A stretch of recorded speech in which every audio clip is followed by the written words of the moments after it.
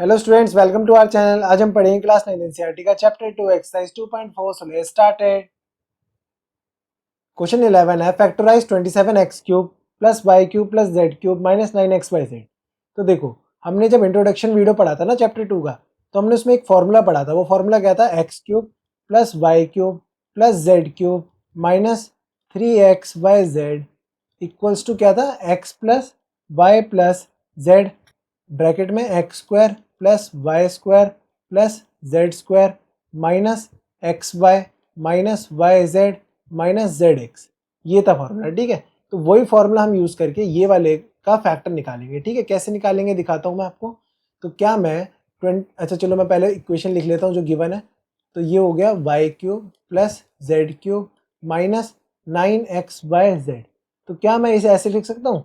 3x का whole cube plus y cube plus z cube minus 3x की जगह पे 3x और y की जगह पे y और z। तो देखो क्या ये फॉर्मूला नहीं बन गया?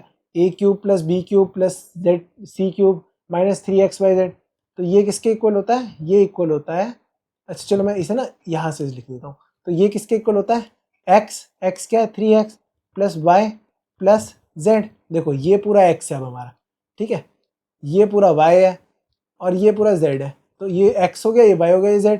फिर ब्रैकेट में x का स्क्वायर यानी कि 3x का whole square plus y square, तो y का स्क्वायर प्लस z स्क्वायर यानी z का स्क्वायर माइनस x क्या है? 3x और y क्या है? y माइनस yz, तो y और z माइनस zx, z और x क्या है? 3x, ठीक है। तो ये क्या हो जाएगा? 3x plus y plus z. और यहाँ क्या हो जाएगा? 3x का स्क्वायर यानी कि 9x square plus y square plus z square minus ये 3 इंटू एक्स इंटू वाई क्या होगा? 3xy minus y into z y z minus z into 3 into x. तो ये क्या हो जाएगा? 3xz। ये क्या हो गया हमारा आंसर। अब क्वेश्चन 12 है verify that x cube plus y cube plus z cube minus 3x/z equals to this. देखो हमें क्या कह रहा है? एक्स क्यूब मतलब x cube plus y cube plus z cube को हमें प्रूव करना है कि वो इक्वल है इस साइड के। तो हम इसमें देखो आर आर ये क्या है? LHS और ये क्या है? RHS। तो क्या हम LHS में कुछ कर सकते हैं? नहीं कर सकते। तो हमें क्या लेना पड़ेगा? RHS। तो हम लिखेंगे टेकिंग RHS। RHS देखो अब क्या लिखा है? ये लिखा है हाफ ब्रैकेट में x plus y plus z, फिर क्या लिखा है ब्रैकेट में? x माइनस वाई का स्क्वायर, फिर प्लस y माइनस जेड का square plus z minus x का स्क्वायर। ये लिखा है। तो अब इसे हम सॉल्व करते हैं। तो बाहर का ब्रैकेट रहने देते हैं half, x plus y plus z रहने देते हैं, ठीक है। अब यहाँ क्या लिखा है? देखो यहाँ लिखा है x माइनस वाई का स्क्वायर। तो ये x माइनस वाई का स्क्वायर क्या होता है? X square minus 2xy plus y का स्क्वायर, फिर प्लस y माइनस जेड का स्क्वायर क्या होगा? Y square minus 2yz plus z का स्क्वायर, फिर z माइनस एक्स का स्क्वायर क्या होगा? z square minus 2x sorry x हाँ 2xz प्लस x का स्क्वायर। ये हो गया। अब देखो ये हाफ ऐसे ही रहने दो, ये x plus y plus z भी ऐसे ही रहने दो, और ये अंदर का ब्रैकेट अब अलग अलग कर लेते हैं, ठीक है। एक्स स्क्वायर वाई स्क्वायर और जेड स्क्वायर अलग अलग कर लेते हैं, ठीक है। तो यहाँ हो गया एक्स स्क्वायर। अब इधर भी देखो यहाँ भी एक्स स्क्वायर है, तो कितने टोटल एक्स स्क्वायर हो गए? 2x square. ऐसे ही देखो यहाँ वाई स्क्वायर है, यहाँ भी वाई स्क्वायर है, तो कितने हो गए? 2y square. फिर यहाँ देखो यहाँ जेड स्क्वायर है और यहाँ भी जेड सॉरी यहाँ नहीं, यहाँ जेड स्क्वायर है, तो कितने जेड स्क्वायर हो गए? 2z square. ऐसे ही देखो एक्स वाई और यहाँ अच्छा चलो ये सब तो सेम टू सेम है, 2xy minus 2yz minus 2zx या फिर xz, आपकी मर्जी xz, ठीक है। अब देखो इन सब में से क्या मैं 2 कॉमन ले सकता हूँ? ले सकता हूँ। तो ये क्या हो जाएगा? x plus y plus z, और इन सब में से क्या कॉमन ले लूँगा? 2, तो 2 बाहर आ जाएगा। ये क्या बचेगा? X square plus y square plus 2 sorry 2 नहीं सिर्फ z square minus x y minus y z minus z x, और यहाँ हाफ, ये हाफ और ये 2 कट जाएगा, तो यहाँ क्या बचेगा? x plus y plus z, और क्या बचेगा? X square plus y square plus z square minus x y minus y z minus z x, ठीक है। अब मैं ये सेम इक्वेशन नेक्स्ट पेज पे लिख लेता हूँ, फिर वहाँ हम सॉल्व करेंगे, ठीक है। तो यहाँ मैंने क्या लिख लिया, x plus y plus z, और क्या था यहाँ x square plus y square plus z square minus x y minus y z minus z x. एक बार चेक कर लेते हैं क्या यही था इक्वेशन। हाँ देखो ये इक्वेशन था, ठीक है। अब देखो ये एक्स एक बार इन सबसे मल्टीप्लाई होगा, फिर ऐसे ही वाई एक बार मल्टीप्लाई होगा सबसे, और जेड एक बार। तो हम मल्टीप्लाई करना शुरू करते हैं। एक्स को मल्टीप्लाई करो एक्स स्क्वायर से तो क्या आएगा एक्स क्यूब, फिर x into x y square क्या आता है x y square, plus x into z square क्या आता है x z square, minus x into x y क्या होता है x square y, minus x into y z कितना होता है x y z, minus x into z x क्या होता है, ये होता है एक्स स्क्वायर जेड, ठीक है। पहले एक्स वाला पार्ट कंप्लीट। अब क्या आएगा साइन प्लस का, क्योंकि यहाँ प्लस है। फिर वाई वाला अब स्टार्ट करो, तो वाई को एक्स स्क्वायर से मल्टीप्लाई करोगे तो क्या आएगा एक्स सॉरी ये आएगा एक्स स्क्वायर वाई, फिर वाई को मल्टीप्लाई करो वाई स्क्वायर से तो क्या आएगा वाई क्यूब, फिर आएगा वाई इंटू जेड स्क्वायर क्या आता है वाई जेड स्क्वायर, फिर वाई को मल्टीप्लाई करो एक्स वाई से तो क्या आएगा x minus x square x y square, फिर वाई को मल्टीप्लाई करो जेड से तो ये मतलब माइनस वाई जेड से तो क्या आएगा माइनस वाई स्क्वायर जेड, फिर अगली बार क्या आएगा एक्स वाई को मल्टीप्लाई करो जेड एक्स से तो क्या आएगा माइनस एक्स वाई जेड। अब ये वाई वाला भी कंप्लीट। अब क्या बचा है जेड वाला, तो फिर से प्लस का साइन आएगा, क्यों क्योंकि प्लस है। फिर जेड को मल्टीप्लाई करो एक्स स्क्वायर से तो क्या आएगा एक्स स्क्वायर जेड, फिर जेड को मल्टीप्लाई करो वाई स्क्वायर से तो क्या आएगा वाई स्क्वायर जेड, फिर जेड को मल्टीप्लाई करो जेड स्क्वायर से तो क्या आएगा जेड क्यूब, माइनस जेड को एक्स वाई से तो क्या आएगा एक्स वाई और जेड, फिर माइनस जेड को इससे मल्टीप्लाई करोगे वाई जेड से तो क्या आएगा माइनस वाई जेड स्क्वायर, फिर माइनस जेड को जेड एक्स से करोगे तो एक्स जेड स्क्वायर, ठीक है। अब देखो इन सब में से देखो ये जो एक्स वाई स्क्वायर है और कहीं भी है क्या एक्स वाई स्क्वायर, देखो एक्स वाई स्क्वायर यहाँ नहीं है, यहाँ नहीं है, यहाँ नहीं है, देखो यहाँ है, और यहाँ क्या था देखो यहाँ प्लस में और यहाँ माइनस में, तो ये दोनों क्या हो जाएंगे कैंसिल, तो ये इससे कैंसिल। अब देखो एक्स जेड स्क्वायर यहाँ प्लस में है और यहाँ माइनस में, तो ये दोनों भी कैंसिल हो जाएंगे। ऐसे अब यहाँ क्या है माइनस एक्स स्क्वायर वाई, और यहाँ क्या है अब देखो ये माइनस एक्स स्क्वायर वाई और यहाँ क्या है प्लस एक्स स्क्वायर वाई, तो ये वाला और ये वाला कट जाएगा। फिर अब माइनस एक्स वाई जेड और कहीं भी प्लस एक्स वाई जेड नहीं है तो ये नहीं कटेगा। अब माइनस जेड स्क्वायर एक्स और यहाँ क्या है प्लस जेड स्क्वायर एक्स, तो ये दोनों कट जाएगा। ऐसे अब देखो यहाँ क्या है वाई जेड स्क्वायर और यहाँ क्या है देखो यहाँ वाई जेड स्क्वायर प्लस का और यहाँ माइनस का, तो ये दोनों भी कट जाएंगे।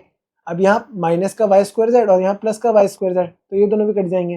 तो देखो अब क्या बचा हम पे, अब हम पे बचा x cube minus x y z, फिर यहाँ से क्या बचा इसमें बचा y cube minus x y z, और यहाँ क्या बचा z cube minus x y z.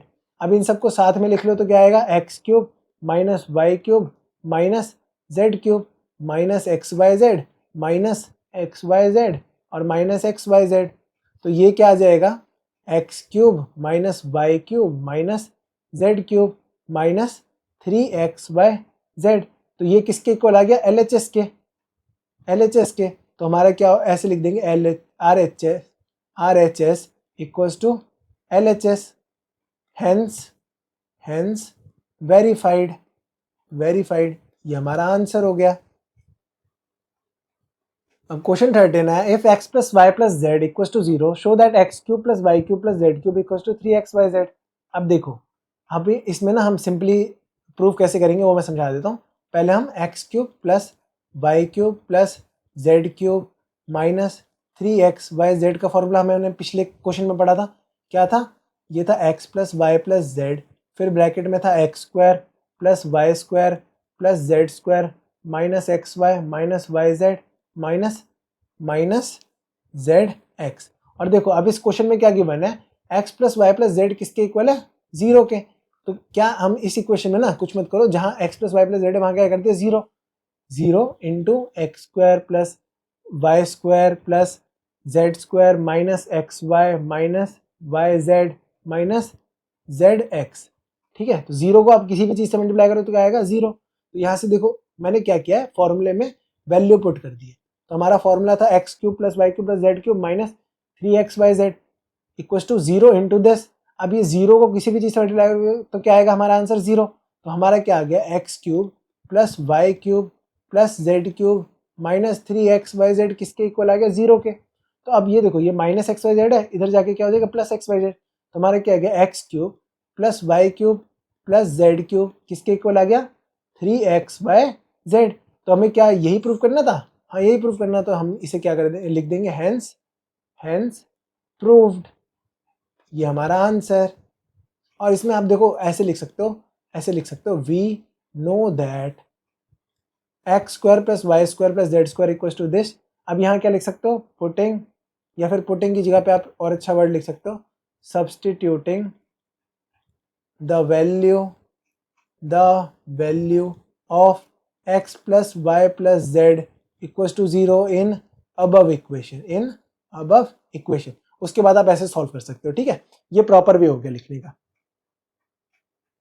अब क्वेश्चन 14 है, without actually calculating the cube find the value of each of the following. देखो हमें इसकी वैल्यू फाइंड करनी है, पर क्या कंडीशन दे रखी है कि हम एक्चुअली कैलकुलेट नहीं कर सकते, ठीक है। तो देखो अभी हमने क्या पढ़ा था पिछले क्वेश्चन में, x cube plus y cube plus z cube equal to 3xyz होगा। कब होगा, if x plus y plus z equal to 0। अगर x plus y plus z equal to 0 है तो x cube plus y cube plus z cube किसके equal आएगा 3xyz के। तो हम इस क्वेश्चन में इसे x बोल देते हैं, इसे y और इसे z। अब हम चेक करते हैं कि क्या x plus y plus z equal to 0 है। तो x plus y plus z equal to क्या आएगा -12 प्लस 7 प्लस 5। तो देखो -12 प्लस 7 और 5 कितना था 12, तो क्या आ रहा है 0। यानी कि यहाँ क्या है x plus y plus z equal to 0 है ना।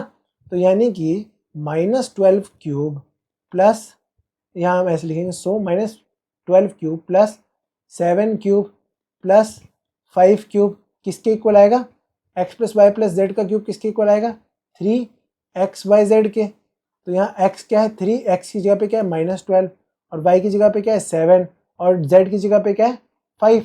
अब इसे इससे मल्टीप्लाई करोगे तो क्या आएगा 3 इंटू 12 इंटू 7 इंटू 5 करोगे तो क्या आएगा, ये आता है -1260। ये हमारा आंसर। समझ में आया हमने क्या किया, हमने चेक किया कि x, y और z को ऐड करने पे 0 आ रहा है। अगर 0 आ रहा है तो हम ये वाला फॉर्मूला यूज़ कर सकते हैं, अगर 0 नहीं आ रहा है तो ये वाला फॉर्मूला नहीं यूज़ कर सकते हैं, ठीक है। तब हमें कौन सा फॉर्मूला यूज़ करना होगा, जो हमने पिछले से पिछले क्वेश्चन में देखा था, ठीक है।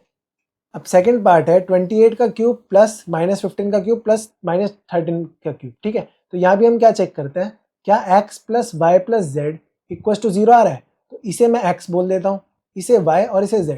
तो x की जगह पे क्या है 28, ठीक है, x की जगह पे क्या है 28 प्लस y की जगह पे -15 और z की जगह पे -13।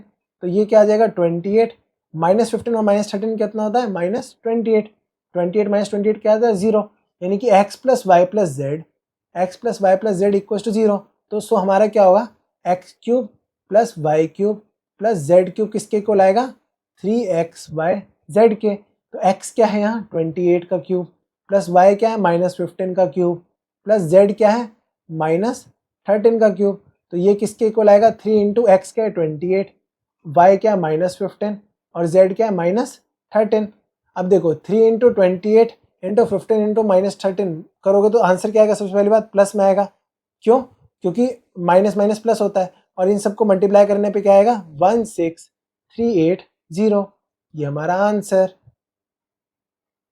क्वेश्चन 15 है, given possible expression for the length and breadth of each of the following rectangle in which their area are given by this. तो देखो हमें क्या कह रहा है कि एक रेक्टेंगल है, ठीक है, उस रेक्टेंगल का हमें एरिया गिवन है और हमें बोल रहा है लेंथ और ब्रेथ के लिए एक्सप्रेशन फाइंड करो, ठीक है।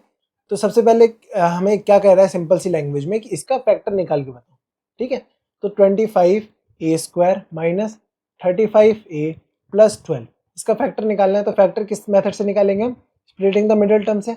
उसमें क्या करते हैं, ये जो फर्स्ट टर्म है और जो लास्ट टर्म है इन दोनों को मल्टीप्लाई करते हैं। तो 25 इंटू 12 कितना आता है 300।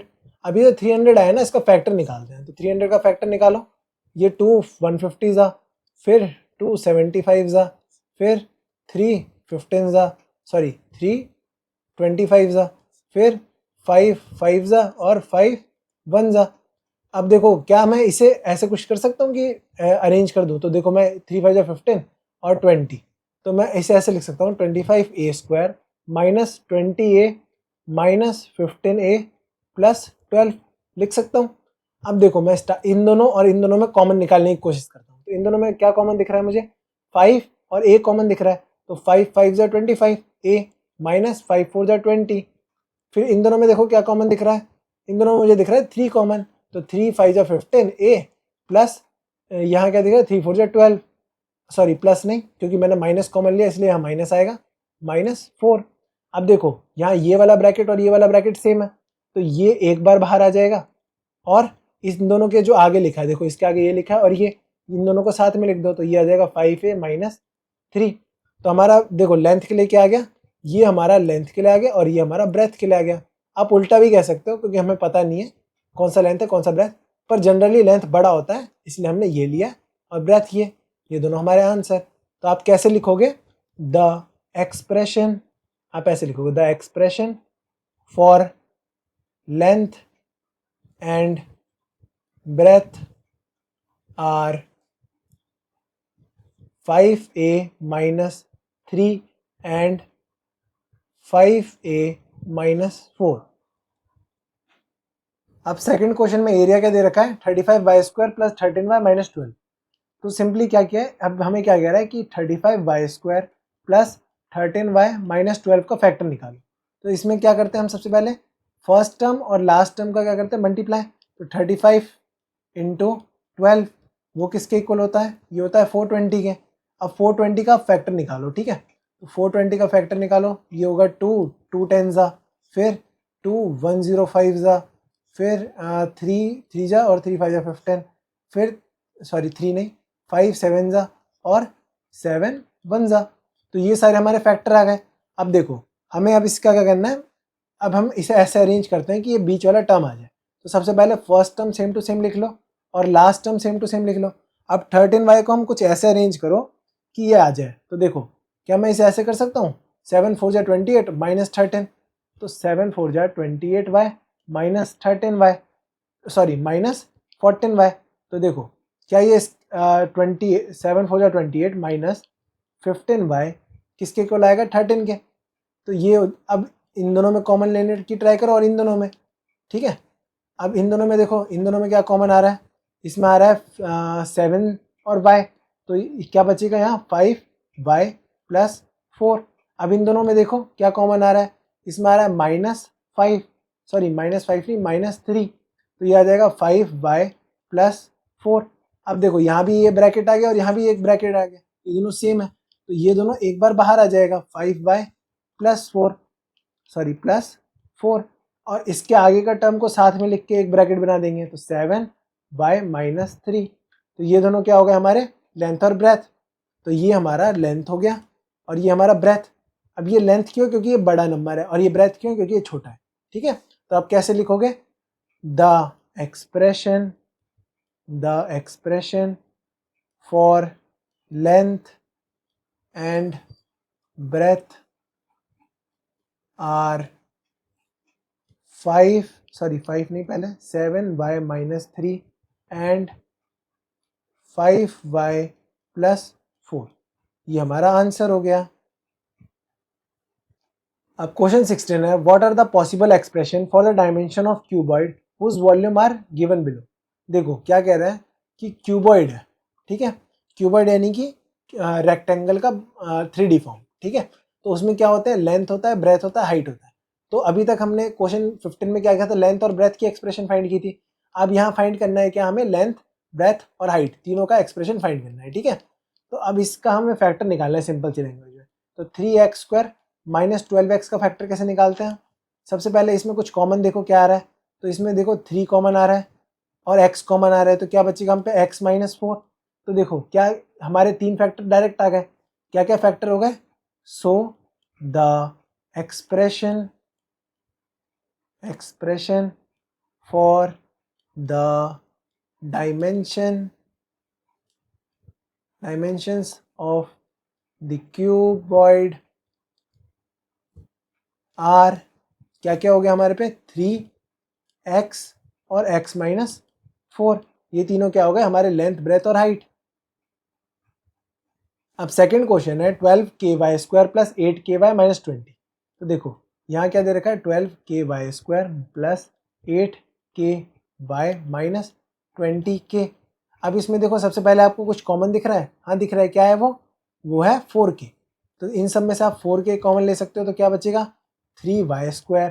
फिर यहाँ क्या बचेगा 2y, और यहाँ क्या बचेगा 4 5 20, तो 5। 3y² plus 2y minus 5। अब देखो ये तो अलग निकल गया। अब ये वाली जो इक्वेशन है, ये वाली इक्वेशन देख रहे हो, इस इक्वेशन में इसे हम स्प्लिट करना पड़ेगा। तो कौन से स्प्लिट करेंगे, स्प्लिटिंग द मिडल टर्म से। तो उसमें क्या करते हैं फर्स्ट टर्म और लास्ट टर्म को मल्टीप्लाई। तो 3 5 जा 15। अब 15 का फैक्टर निकालो। 15 का फैक्टर क्या होता है 3 5 जा 15 और 5 1 जा। अब उससे हमें कुछ ऐसे अरेंज करना है कि बीच वाले टर्म आ जाए।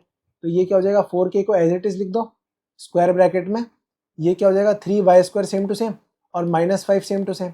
अब 2y को हम कैसे अरेंज करें, तो इसे हम लिख सकते हैं, क्या ऐसे लिख सकते हैं प्लस 5y माइनस 3y लिख सकते हैं ना।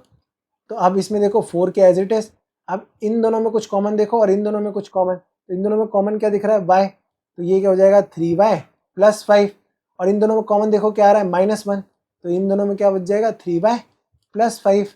अब देखो ये दोनों ब्रैकेट सेम नहीं है, तो ये दोनों ब्रैकेट एक बार बाहर लिख देंगे तो 4k, ये क्या हो जाएगा 3y प्लस 5, और इन दोनों के आगे जो टर्म है उसका एक ब्रैकेट बन जाता है तो y -1। तो देखो ये 3 हो गए। तो अब इसमें क्या लिखोगे द एक्सप्रेशंस आर, मैं डायरेक्ट लिख देता हूँ, आप पूरा लिखना।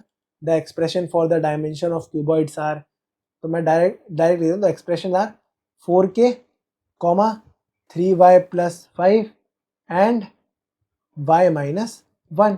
ये तीनों क्या हो गए हमारे एक्सप्रेशंस, ये हमारा आंसर।